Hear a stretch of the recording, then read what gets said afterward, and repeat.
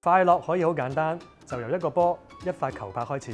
喺呢一度，你劈起嘅唔淨止係球拍，更加係你哋對運動嘅熱情同快樂啊！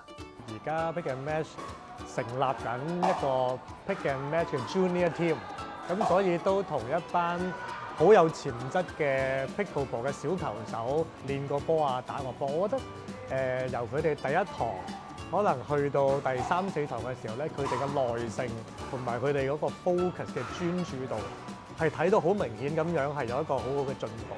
因為其實 Pickleball 可以好快嘅速度啊去攞分啊，好強啊、好 powerful 嘅啲 smashing 啊去攞分啊。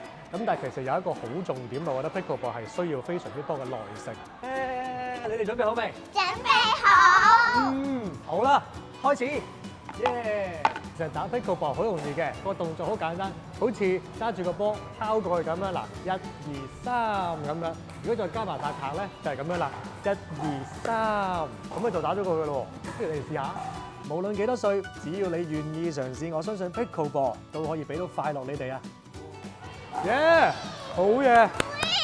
咁有好多好細緻嘅位啦，唔需要好大力嘅，反而有一個技術叫 Dinking， 係啦，咁就喺網前嗰度同對手慢慢猜波，係啦，唔需要快，反而係呢一個 Dinking 嘅技術係需要好慢啦。咁所以見到班小朋友由第一堂可能哇一去落到場地就亂抽啊，跟住慢慢去到3、4堂嘅時候，佢哋嗰個 focus 同埋佢哋嗰個耐性係非常之有進步。Pickleball 好好玩。